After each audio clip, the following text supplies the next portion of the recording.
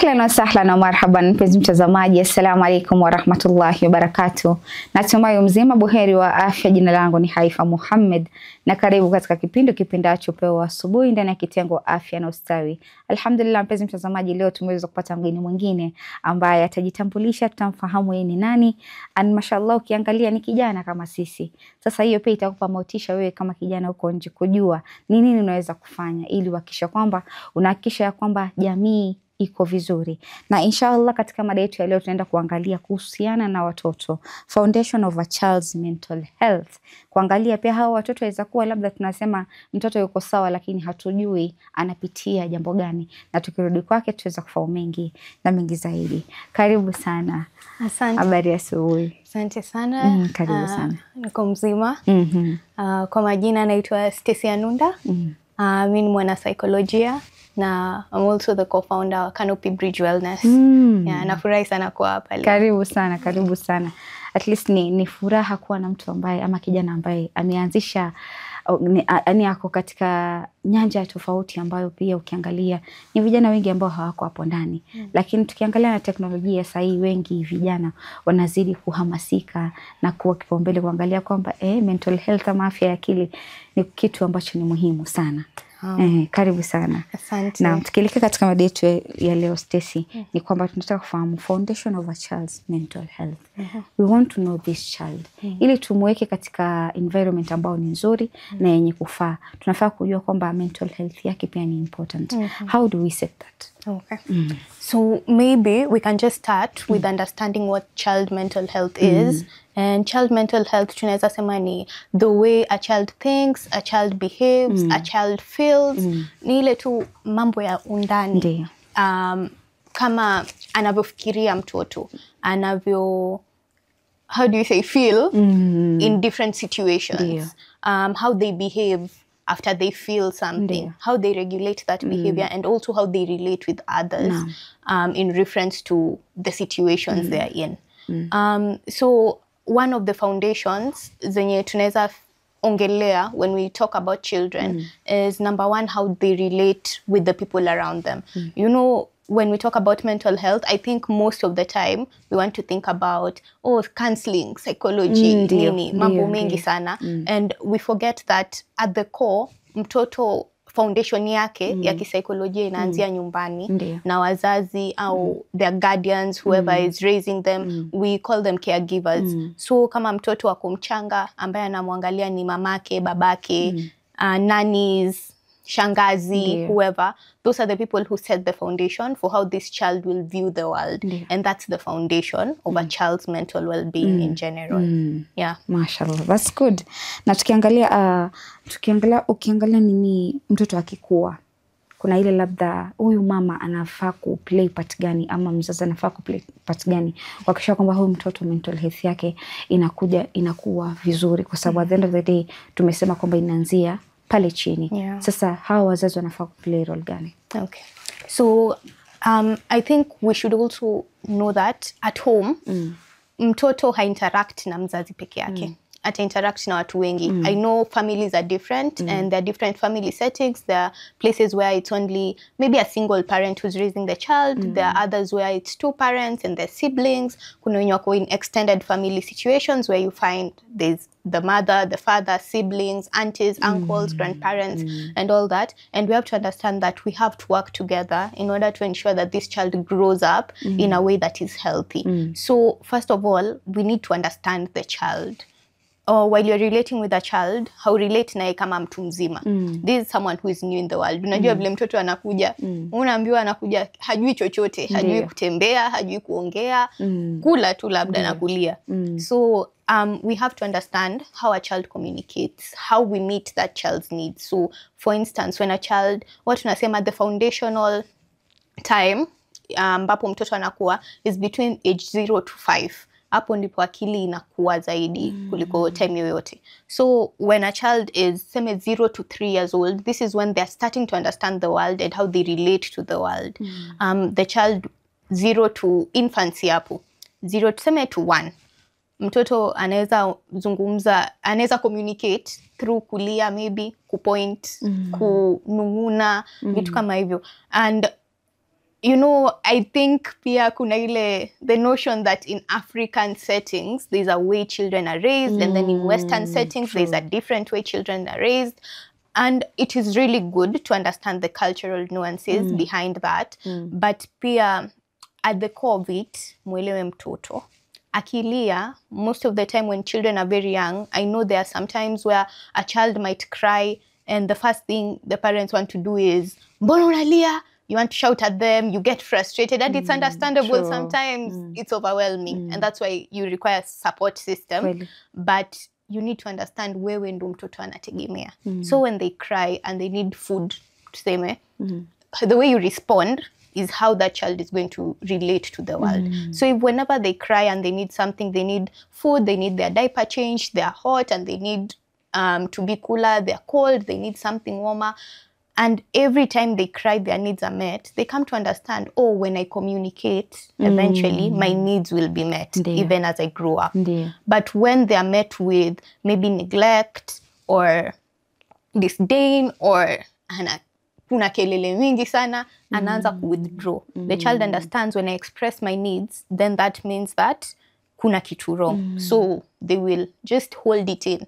Ndo maana unapata saa zingine watu wanakuwa, and even when they are hurt, when their needs are not met, they find it very hard to express themselves. True. Yeah. True. So, ni kweli.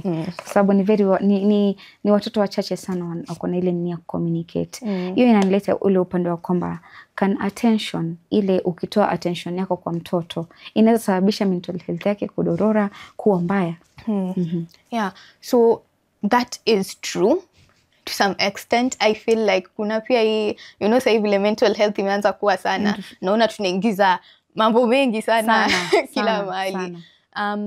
I think at the end of the day, tumesema kuna two sides. There's the parent and the child, or the caregiver and the child. We understand that sometimes the caregiver gets frustrated, you can get overwhelmed. It does not mean that ile siku moja mtoto atalia na usimwangalie then afya yake akili imedorora sasa kabisa. But when you do not meet a child's needs, then yes, over time, if it is very consistent, that's what we call peer neglect. When a child does not get what they need, be it mentally, mtoto ameumia, ndo ile ameumia usimwangalie. Ukimwangalia atalia. And every single time they get hurt, they're not given the care they need. Every time a child experiences, I know kuna ile when they're toddlers and they have so many reports, huyu amenifanyia hivi, huyu amenigonga, huyu, you know, and you get very frustrated, and now kuna ile point inafika, wewe pia fanya hivi, you know. But when that child does not understand, okay, when I am hurt, I go to this person who raised me, na kila sana ni brush away. You know, kuna vile anaweza feel, ndo pale self-esteem pia inaweza shuka. And especially I don't want to include when it comes to the situation, do they have siblings? Sometimes, how do you relate to those siblings? Pale favoritism sana ingilia. Kuna yule anaona, huyu akilia akimwendea mama anasema, pole, mimi nikimwendea, wewe ushakuwa mkubwa, mbona unafanya hivi? So, and sometimes I think inatokea sana watoto ambao labda ni firstborn. Exactly. Watoto ambao ni firstborn katika familia huwa wanapitia hii changamoto. Kwa sababu yani wale wanakuzwa kwa misingi ya kwamba wewe unaweza kuwa mlezi. Sasa anakuwa ni kama mama asipokuwepo, yule mtoto wa kwanza anachukua usukani wa kuhakikisha kwamba hawa watoto wanakuwa katika njia ambayo inayofaa. Lakini sasa ukiangalia yule mtoto wa kwanza pia naye kuna needs zenye anataka. Anataka ile ndio mamangu ananiangalia, mamangu ananijali, ameniona hivi na hivi. Lakini unajua kuna vile wazazi ni kama pia huwa hawapimi mizani, hawajui kwamba huyu mtoto pia anahitaji ile mapenzi ya mzazi. Yeah. And it's also very important, vile tu umetaja, it's very important to understand the dynamics between children. Kuna haya mambo yenye weza fanya, ufikirie tu ni mzaa, and then eventually it really affects the child. Hapo umetaja the firstborn, and then there's also middle children, au hapa katikati. Unajua the firstborn atapewa responsibilities mingi. So ataangaliwa, ndo wale huwa tunasema they set the bar. So shuleni, most of the time when they are reprimanded, it's you didn't meet that bar.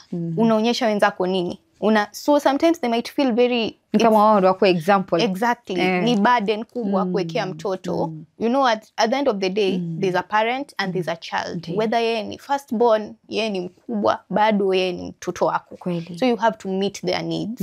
And you also don't have to put the burden of expectations kama hizo kwake. Nyingi sana. It's good for you to have expectations for your child, but pima. And then now kuna wale wa chini kule, wale watoto sasa. Mtoto wangu amefika hata 15 years. Yeye bado ni baba, mama, hivyo. And then sa kuna wa katikati ambao the burden of expectations is not on them, and the baby is also not there. So wamebaki tu hapo. You find that most middle children, especially kama wapewa your attention, they were not looked after, they kind of feel like, you know, what I have doesn't really matter. Alafu ni wale watu ambao labda wakiwa na usemi hata kama ni kuongea hawasikizwi na mzazi. Exactly. So utakuta hata kama ndio watoto wako wadogo kama hivi, maana kuna ile mzazi anazaa watoto kiukaribu.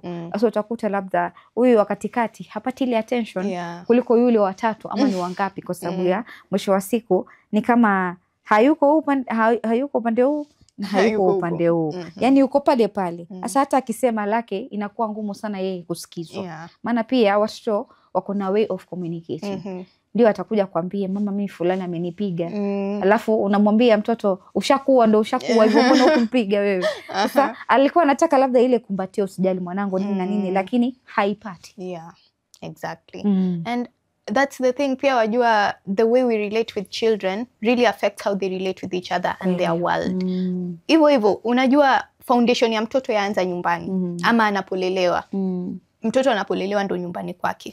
I know sometimes kuna ile notion ya huyu amelelewa kwa nyumba yao, nuclear family. Kuna huyu alilelewa na grandparents. Kuna huyu alikuwa kwa maybe a children's home, but anapolelewa mtoto ndo foundation yake. And if they do not find that comfort where they come from, they cannot find comfort in the world. Or sometimes they go looking for comfort outside. And sometimes it's in places where it can be dangerous, you know. So, and then there's also the factor ya resentment. You know how they relate. Mtoto anaona, kwa hivyo huyu akimwendea mama kweli atakuwa comforted. Huyu mwingine mambo yake yataangaliwa. Lakini mimi it seems like kwa kando. Sifitapu. So anaweza kuwa, ndo maana wengine wanamaliza wanakuwa wakubwa, watu wazima hawaongei na mzazi, hawaongei na ndugu zao. Sometimes ni hiyo tu mambo madogo but it builds slowly as they grow. Kweli. Na tukiangalia swali lingine, umeongelea kitu kizuri. Sasa tuangalie foundation ya mtoto ambaye amezaliwa katika nyumba ambayo ndio wazazi walikuwa pamoja, lakini at the end of the day huyu mtoto wazazi wake wakaachana, au not alone kuachana, lakini amekuwa akiona wazazi wake ni wakuteta hapa kila kukicha. How does it affect mental health ya mtoto? Maybe we can also think of it as, you know what, tunafikiria mtoto ni mtoto, mtu mzima ni mtu mzima. But we forget that hata mtu mzima alianzia mahali akiwa mtoto. And the thing is, when you're in a family setting where there's a lot of violence, there's a lot of dysfunction, a child learns that is, sometimes they learn that even ndivyo maisha iko. Labda familia zote ziko hivyo. And they internalize that. The way you communicate in front of a child is how you teach them to communicate with others. So kama wako nyumbani, wacha tuanze tuna your dysfunction in the home, then tenda kwa divorce. When there's dysfunction in the home, whenever baba na mama wana communicate, ni kuargue, kupiga kelele, fujo nyumbani kila siku. Huyu mtoto akiwa kwa situation where they need, it's a conflict situation, or they need to confront, the way they will confront that situation ni vile anapoona nyumbani. That's why sometimes you see walimu, maybe, you know, kuna walimu, kuna watu wana engage na watoto different places. Unapata kuna mtoto ambaye the way they deal with issues is very aggressive. Mtu amechukua penseli yake, ashaanza kupigana, ashaanza kupiga fujo, na kuna mwingine, mbona umechukua penseli yangu? Wacha nikaambie mwalimu. Unaona? So dysfunction can really affect the way a child communicates, one, and number two, the way a child feels. When there's dysfunction in the family, sometimes problems zinakuwa kubwa kuliko mtoto mwenyewe. So as parents, you start looking at the problems you have and forget that you have a child, and therefore they might feel neglected. And at the end of the day, nadhani pia kuna, I think there was a movie pia ilikuwa inaonyesha ya kwamba mzazi nyumbani wako na ile kwamba mtoto hapati attention nyumbani. Anaona like mimi hakuna mtu ananisikiza. So at the end of the day akaenda kuwa abuli. Sasa akifika shule yeye kazi ni kubuli wenzake. At the end of the day mmoja nadhani alichunguza akaona ya kwamba mbona huyu kila siku yuko hivi, lakini akiangalia kumbe ikifika nyumbani huyu mtu anatritiwa hivi. Na huku shule inabidi aonekane yeye ndo kusema. And it really grows like that. You know, self-esteem, huwa tunatafuta ile approval in whatever way possible, especially when we are growing. It's that human need ya kuwa na watu, kukuwa included. Na kama nyumbani, waona tayari uko included, you feel a lot of pain when you're at home. Unaenda huku nje tayari ile self-esteem yako iko chini juu. Maybe you expect that niki-interact nao, kama nyumbani niki-interact, labda ni kupigiwa kelele. Wenyewe mama na baba ni kupigana kila siku. Kwa hivyo, I have to make the first step and be the bully now. Mimi ndo niseme sasa, ndo nisiumizwe tena huko niliko. Especially kids who are bullies, sometimes si ati tu ni mtoto hasikii. It might be rooted in the home. So the way they communicate, the way they feel about themselves. Kuna wale ambao watakuwa bullies, but they do not show up, they don't stand up, they don't do anything. Wamekaa tu wamejinyamazia, even when they know something, they will not say anything. So it really affects a child in very negative ways. And especially if you find a child who has been in a lot of dysfunction, what would be recommended is talk to the child, especially as the parent. You know, sometimes people make mistakes and it's okay. Talk to the child, acknowledge the part that it played, and if counseling is needed, pia seek professional help. Then there's now the case of divorce. Ngoja kwanza tuchukue break tukirudi. We will talk about that part kwa sababu naamini ni part ambayo inabeba mingi sana, and it really affects watoto hata wanapoanza kukua. Asante sana. Thank you. Kurudi kwako mpenzi mtazamaji, natumai katika awamu ya kwanza tukiwa naye Stacy ndani ya studio zetu za Mahdi TV. Mimi mwenyewe nafurahi. Ana maelezo mazuri sana ambapo ni foundation nzuri sana kuset kwa mtoto. Anatuambia ni vitu gani wewe kama mzazi unafaa kuviepuka kuhakikisha kwamba yule mtoto wako ambaye unamkuza kuanzia utotoni basi anakuwa ni mtu mwenye kuwa na uzuri, ama pia akili yake inakuwa vizuri, kwa sababu mwisho wa siku wanakuambia trauma zinaanza watoto wanapokuwa wadogo. Inshallah mpenzi mtazamaji, acha tuchukue mapumziko, tutakaporudi tutaendelea zaidi. Assalamu alaikum warahmatullahi wabarakatuh. Mpenzi mtazamaji, karibu tena katika awamu ya pili ya kipindi kipendacho Upeo wa Asubuhi ndani ya kitengo afya na ustawi, tukiwa na dada yetu Stacy ndani ya studio zetu za Mahdi TV. Anazidi kudadavulia na kuelezea mengi kuhusiana na foundation ya mtoto, hasa upande wa mental health. Ni vipi wewe kama mzazi, ama wewe kama unaitaka kuwa mama, ama wewe kama kijana ambaye unafanya mambo ama unataka kufahamu mambo mengi kuhusiana na watoto, ama wewe kama dada mkubwa, uende labda kuna wazazi ambao wamefariki na wewe ndio umebakia nyumbani na unafaa kuangalia wale watoto, ni foundation gani unafaa kuweka kwa wale watoto? Na tukirudi kwa Stacy tutaweza kufahamu mengi na mengi zaidi ambao ameweza kutuandalia. Karibu tena Stacy. Asante. Naam, karibu tena. Kabla tuchukue mapumziko ilikuwa tunaongelea kuhusiana na swala la dysfunction na umeelezea vizuri. Sasa tuingie kwa ile swala la kwamba wazazi wanakuwa divorced. Ni ita affect vipi huyu mtoto? Kwa sababu mwisho wa siku kuna wengine hawaachani kwa wema, wanaachana kwa ubaya. So at the end of the day kuna ule mzazi anabakia na mtoto, but anajua baba huyu mtoto yuko, lakini atamwambia wewe babako alikufa, but anajua tu mtoto babake yuko kwa sababu ile chuki yenye iko. Naam. Okay, so tunaweza kwanza na divorce. Hatuwezi kataa that's a very painful experience. It's one of the most painful experiences zenye watu wanapitia, and it takes a long time to go through that na get over it. And I think we can start number one with the parent, kwa sababu wewe ndiye unayepeana attention, ulezi kwa huyu mtoto. We cannot just say weka hisia zako kando, mtoto ndio huyu. Number one, especially when you go through the divorce na kuna watoto, na especially kama mmeachana kwa ubaya ama there was a lot of conflict involved, I would say the best thing you could do is number one, seek counseling. Ama seek away. Hata kama najua kuna watu ambao for them counseling is not something they would want. There's religious counseling for those who would approve of that. There's also the way you can just talk maybe to older people or people who have gone through the same things. Kuna support groups. Try to find a way that you can deal with those emotions when you feel your time. Because at the end of the day, it will spill over. Unajua ukiwa na uchungu mwingi, I think even in general, ukiwa tu una hasira, alafu mtu aje akufanyie tu kitu kidogo, you see the way it's very easy for it to spill over onto that person. You have to find a way to deal with those emotions in a healthy manner. And it does not mean that you have to do it alone. It does not mean that when you react in a way that is not healthy, you're bad. It just means that you're going through something. So starting with the parent, try to deal with it first in a way that is healthy. Number 2 now, tuende kwa mtoto. In cases of divorce, again, unakumbuka tulisema watoto hukua na hukua watu wazima. Remember that there's some things that are very central or integral to a child growing up, and one of them is the family unit, the way the family relates. So for people who have grown up in very functional, very healthy environments, you find they're very healthy, they love to explore, they love to experience the world. But then for those who have grown up in dysfunction, or mtu ameona wazazi wake wakiwa pamoja, maybe they were even okay at some point and then suddenly there was dysfunction. Huyu ni mtoto, imagine ameshaona wazazi wake wamekuwa vizuri, wako watoto several, suddenly wameachana, kama ni wakuachana kwa ubaya, they've seen it, so they become very scared of the world sometimes. Ni watoto wenye wanaogopa hata nitamake friends kisha what happens if tumekosana. If they grow up eventually, when they come to having relationships, pia ndo ile sometimes if that situation was not dealt with, exactly, anaona tu ama wacha nivumilie kitu fulani ili lisifanyike, ama sometimes if it was very dysfunctional, pia unapata mtu anavumilia vitu ambavyo hafai kuvumilia.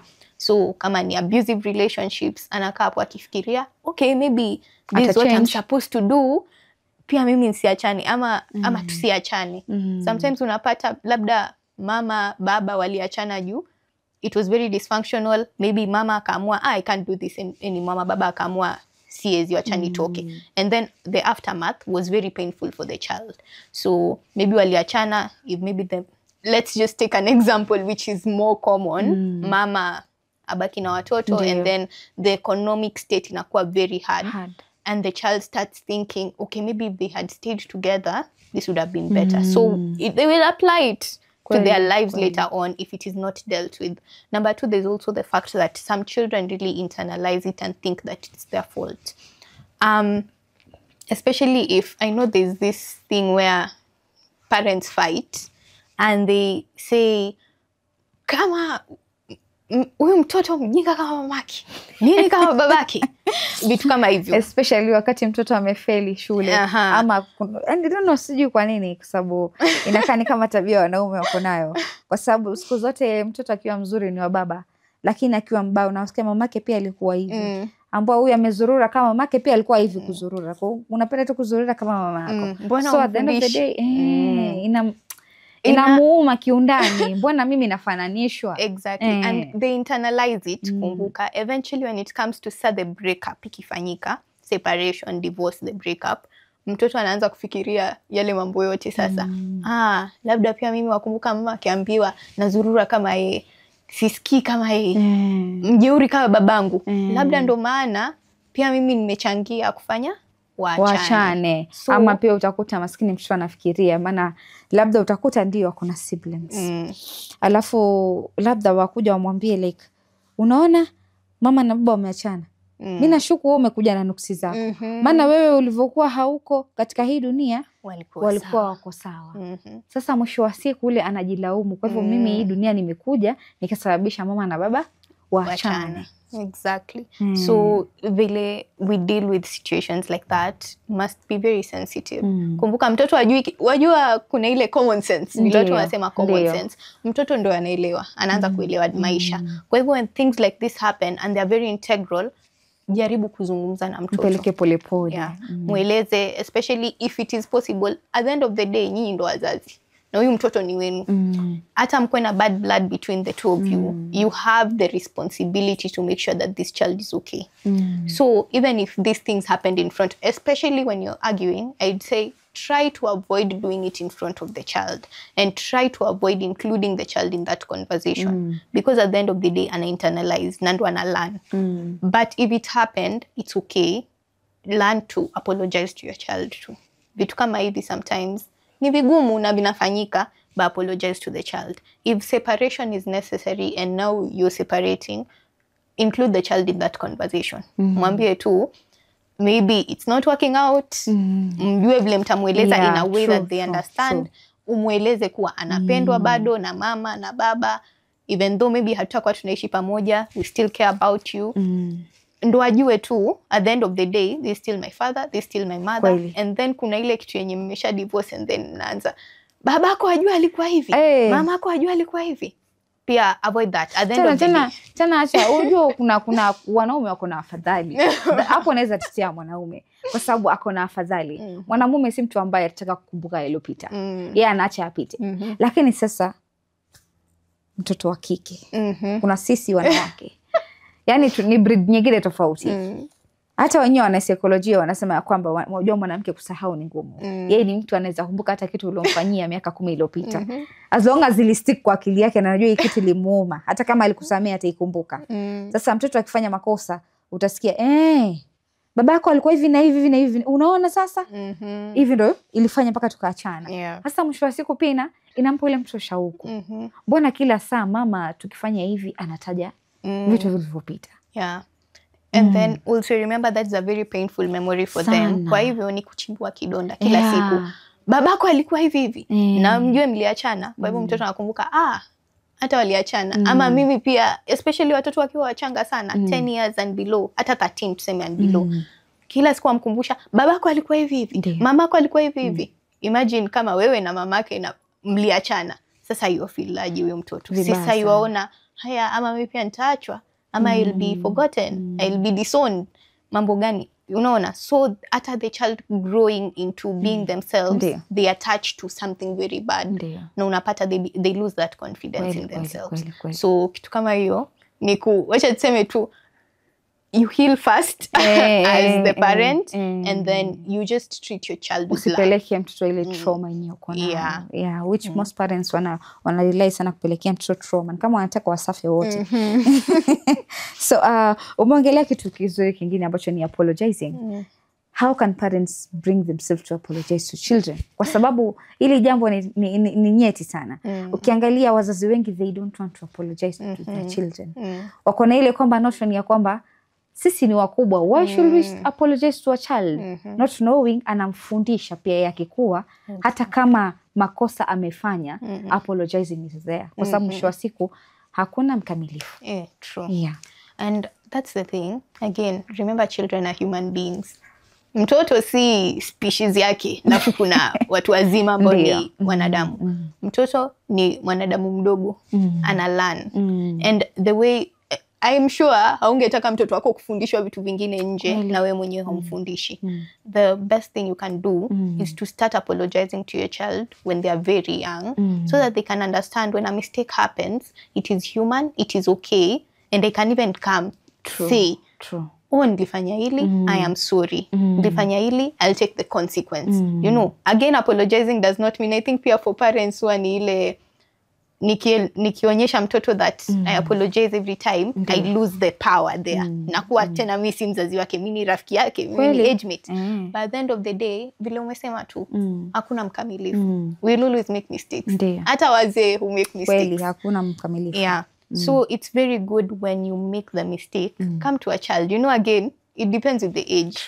Nenda mtoto wa 2 years, 3 years. Kwanza wao ndio wana maswali mengi na wako very observant. Very observant. Takuja kuambia, mbona ile siku nilifanya hivi, ukaniambia nifanye, wewe haufanyi. Remember, they remember. Maybe hapo utakuwa mkali. Mwambie apologize.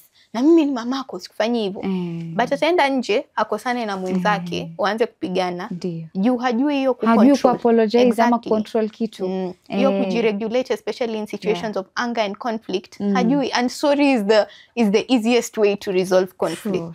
So ile tu, especially when they are very young, hivi tu vitu vidogo vidogo. Mama nilikuwa nakuongelesha, haukunisikia. Pole mwanangu basi. Niambie. You know, it suits the heart. Unajua kuna vitu vingine ni vidogo tu. Ukifikiria. Walisema like kuna vitu vidogo vidogo venye ukimfanyia mtu. It doesn't matter how big you are. Yule mtu atafeel appreciated.